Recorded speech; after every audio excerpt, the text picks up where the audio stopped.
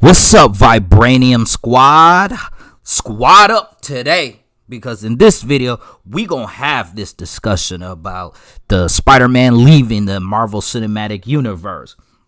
But before I begin that video, I want you to hit the like button, hit the subscribe button, and post a comments below on what you guys think about Spider-Man leaving the Marvel Cinematic Universe and what you think about the crossover with Venom, because it's most likely happening now that, Spider-Man's out of the Marvel Cinematic Universe. How should we start this? Okay. Now, just to give you a recap, if anybody's seen the Venom movie, no, by the end of the Venom movie, it seemed to appear that they were making an assumption that Carnage was going to be in Venom Part 2. That's what we got from Venom Part 1. Now, with Spider-Man leaving the MCU, which is actually kind of weird because Spider-Man played a pivotal role in Infinity War and Endgame, as well as Tony Stark playing a really huge role in Spider-Man's life. So how they're going to do that of writing it out of existence, I don't know. They're probably going to do a reboot and use the original stuff, as in Ben Reilly, his Uncle Ben, being the inspiration instead of Tony Stark. So I do think they're going to do that. Other thing is, because of the Doctor Strange Multiverse of Madness, they could just find a way to say, oh, well, that's just an alternated timeline.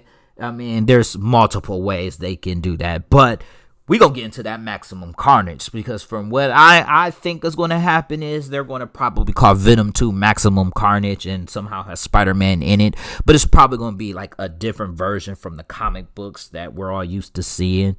Because if those who don't know, Carnage ends up bonding with Cletus Cassidy, and Cletus Cassidy was a serial killer who was serving like a life sentence, and what made him stronger than a Venom symbiote is because of the simple fact he went inside the bloodstream of his host. Instead of just bonding, he would go in the bloodstream, and that gave him a whole new set of powers, and he ends up taking on Spider-Man and Venom, and both of them combined could barely handle him. And then it took what Spider-Man thinking about the fact that they're weak against sound and fire to end up beating Carnage. And also, just to let you know, they got a storyline going on right now called Absolute Carnage. Y'all should read it. If you're not, it's a pretty interesting story.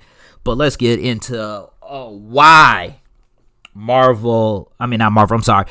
Sony and Disney split. From the information I got, I guess they just couldn't come to an agreement, and I believe that Disney wanted 50% more of what they were getting from Sony, and because of that, Sony just bowed out. But Sony did release a statement saying that Disney is the one that bowed out. So either way, we don't have Peter Parker in the MCU. That's the only thing that's disappointing, is because with the X-Men and the Fantastic Four in the MCU, I would say I wanted to see a Spider-Man in a X-Men type movie, crossover movie, which I thought would have been really well, depending on what they do with the X-Men. But the Spider-Man Venom crossover is fine.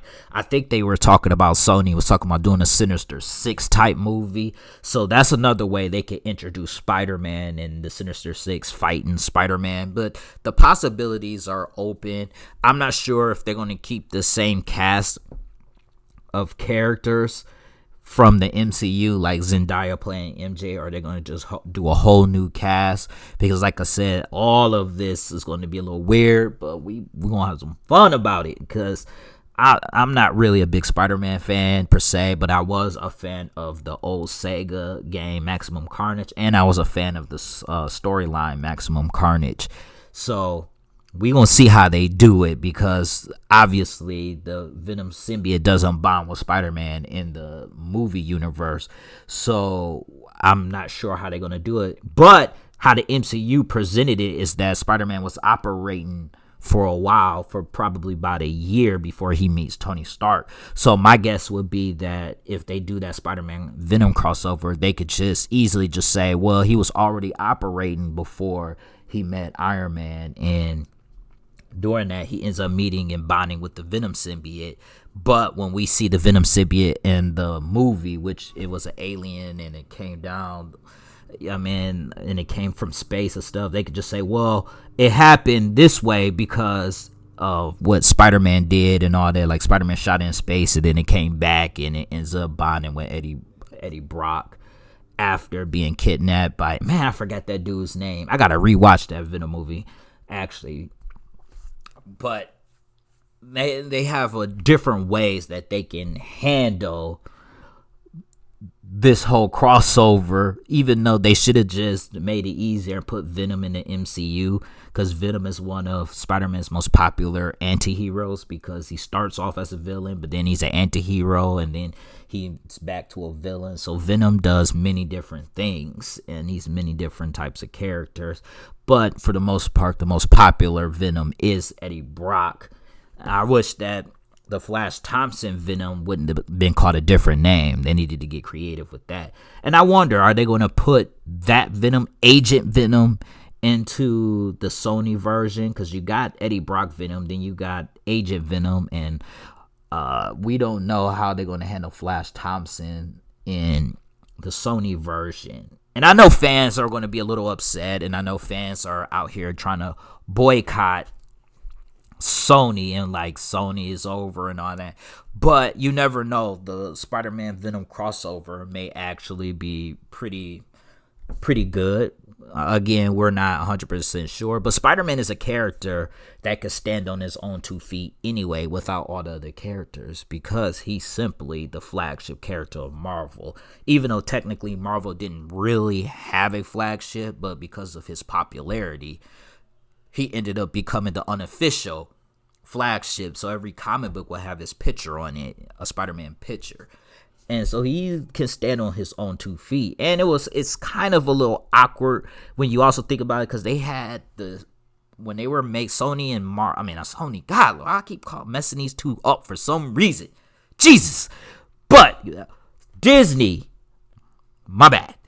Disney was coming out with this roller coaster, and one of the headliners for it was Spider-Man, because they got the Spider-Man roller coaster and then they got the Black Panther roller coaster. And just to let y'all know, I have got to try both of those out, and if I ever do get to that point, I would probably create something different, do something different, and record those two types of roller coasters. But I actually just want to try them. But he was the headliner, because Spider-Man, the direction they appeared to go was that Spider-Man was taking the place of Iron Man, because they said the world needs an Iron Man, and Peter was supposed to be that Iron Man. But now that he's out, it's like, okay, who's going to fill the shoes of Iron Man?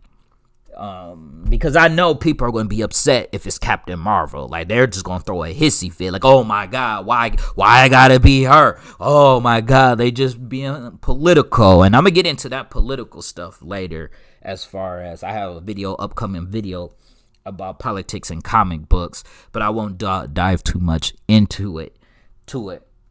Me personally, I would say the next Tony Stark should be Black Panther, only because he's just the smartest Tony, and he has better technology than Tony. But I was okay with Spider-Man being the next Iron Man, because it would make perfect sense, because Peter Parker, for the most part, looks up to Tony Stark, and he even used the Iron Spider costume in the movie and in the comic books, and he sided with Iron Man in the Civil War in the movie and in the comic books. He defected in the comic books after Iron Man had Goliath killed by a clone of Thor called Ragnarok. So that's how that ended up changing. But I don't know, y'all. Y'all let me know what y'all think about Sony and Marvel's deal, and what y'all think about the crossover with Venom. And if you guys actually like what I had to say, like I said, leave that comment below. Like I said earlier in the video, just leave it below, and we can have a discussion, because I do respond to comments. So if you have a question or what you think of my opinion is or whatever, I have no problem responding to it. Well, I'm going to end this video. Thank you for listening. If you made it to the end of the video, peace out.